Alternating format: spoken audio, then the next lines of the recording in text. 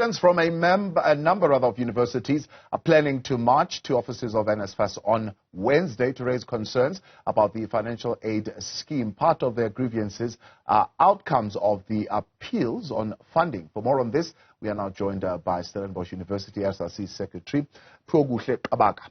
Good to have you, Phiwokuhle, and thank you very much for your time. What's at the heart of what you want to raise with NSFAS? Good evening to you and your viewers. Thank you very much for having me tonight.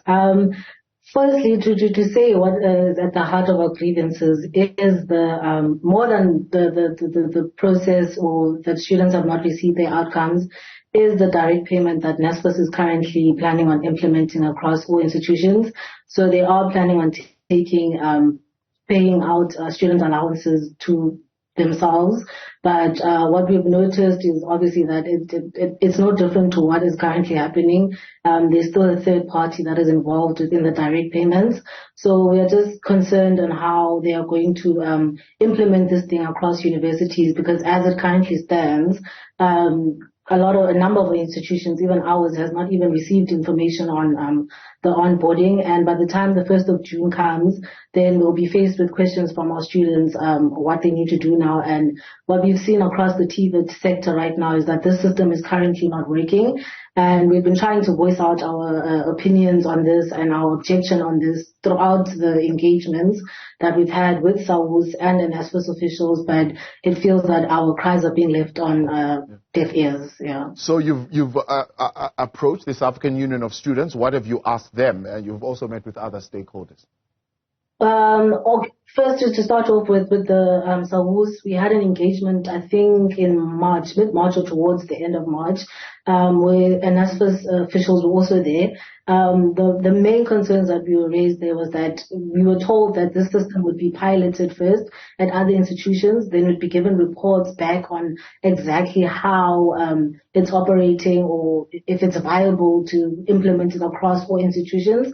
Until we've just recently received notification that it's going to be implemented regardless. So some of the questions that we did ask is how are they going to mitigate the current security concerns that we do have in terms of how it's operated now in TVET colleges. I think you might have seen already now on the news that TVET colleges students are complaining about money missing from their accounts and all that, and we have not received a clear response from NSFAS yet as exactly how are they planning to tackle that challenge. And the concern that we also raise is that because now there's third parties involved, what we are seeing in the TVET college sector as well is that students cannot reach the people that are, responsible for this in order to solve their problems, and which now in our institutions, at least you know where to go, which office to go to if you're not receiving your allowance.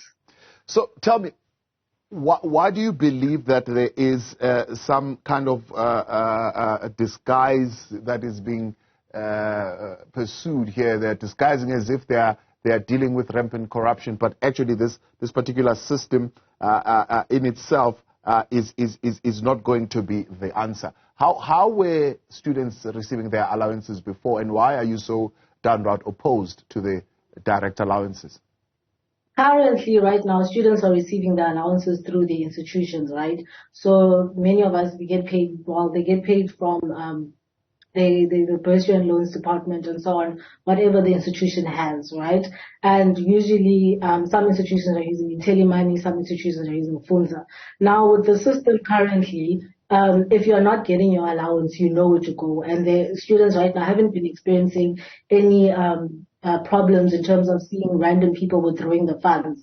So what we've seen now with this system that's been implemented is that let's take, for example, the Narako system, the third party that they are offering. Students are noticing on their bank accounts that there are random names withdrawing money, and they're not sure what is happening there. And when they do reach out to these people, they're not getting any clear answers. They're just being told things would be resolved, but till today, nothing has been resolved. So with us, then we know if you're not getting your allowance, at least it's not going to be me alone that's not getting my allowance. I think the whole entire institution then won't get the allowance on that day, but students at least can know they need to go to the bursary and loans department and need to ask what's happening with our allowances. Yeah. And then there it gets distributed, and then it gets, dealt with. So our main concern is that right now, why is NSFAS not willing to engage on this thing and give these TVET students their clear direction? So we can't implement that in our institutions if we can see that it's failing elsewhere. So we'll be putting our students at a disadvantage, and I don't think that would be beneficial to them and already on a system that's already struggling. So this NSFAS bank account system, then you're saying, is it just a bank that is just sitting digitally in the air? There are no offices, there's no place like any other bank where you're given a card, and if there are issues, you can go to a branch and raise these issues? What we've seen right now, the students that are sitting in the Western Cape, for example, Boland College, they are saying that the Narako offices are all the way in Gauteng, so they have no way of physically getting there. When they go to the faculty, not the faculties, when they go to the administration in the institution, they are being told there's nothing that can be done. It's out of their hands now. This is on an NSFAS thing, so they need to deal with it. And students are not getting answers, from those people. So that is a very, very, very big concern. And how it works is that there's an app that they need to download, yet those students have even told us that they have not even received their cards yet. So even then, if this onboarding thing and they were serious about it, they would have already started rolling it out in many of our institutions and introducing the cards. If TVET colleges have not received their cards, what guarantee is that our students will receive their cards? Currently, the system, there's an app, your money will get uploaded there, and what they've noticed, there's been random withdrawals. In order for you to get that money even, it's not through that black card that they are promoting, it's through you having to e-wallet yourself or send it to your own personal bank account. Yeah. So, as I'm reading a statement saying here, the bank account system has been rolled out at several TVET colleges across the country. So where it has been rolled out, you're saying, broadly speaking, it has not been working well, or is it not working well in certain instances? It has not been working well, from the feedback that we received as well from the TVET colleges, because they failed to provide us with the report from the institutions that they have said they piloted. Yeah. And when you raise these concerns around failures at the pilot phase, what answers are you getting? Well, on Saturday, when we had the meeting here at Stellenbosch University with SAWUS and some of the SRC SGs and presidents from around the country, it was clear from the room that we don't want this thing to happen, because, and another thing that we must clarify is not that we are against this proposal, but until our concerns are being addressed and we are being sold this idea. But what we cannot accept now is being told that, yeah, take this and run with it, because it is not taking us anywhere. When we were told that, we were told, okay, no, it's fine. We'll do a joint statement saying that we are, in disagreement with this current proposal of direct payments and so on. But again, like we've said in our statement, that we've set countless of these engagements and there's nothing tangible that comes out of it. And then at the end of the day, when we return to our institutions, we are being ridiculed. We are being called useless. Students come to us. They don't go to NSFAS. They don't go to SAWUS.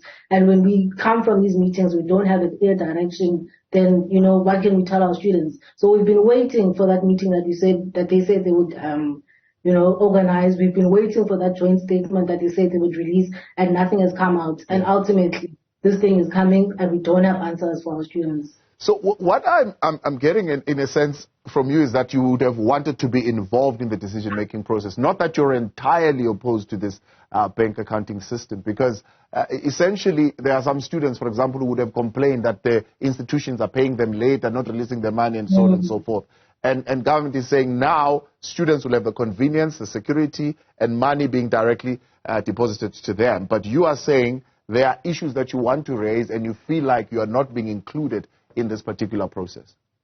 Yes, and those issues that we are raising are not being addressed. That is our very big main concern, because NSFAS has this tendency of just implementing things and then not worrying what happens to the next step. They have a tendency of blue-ticking our issues. So that is our very much big concern, and we need to have that addressed before we can even come on board on this thing. The security that they are promising is currently not happening. So how can we guarantee that to our students? Students now are getting kicked out of their residences and their private accommodation because of this thing where people are just withdrawing money out of this system that they are having. So what are we going to tell when we now enlarge that on a university level? What are we going to tell our students? Already our space is volatile. Already the 45K cap thing disrupted many of our students. So now when this thing comes across and they're not getting their payments, what are we going to say? As SRCs, we don't even have the budget. to fix these problems. Other universities are not as fortunate as ours that has perhaps stepped in this thing.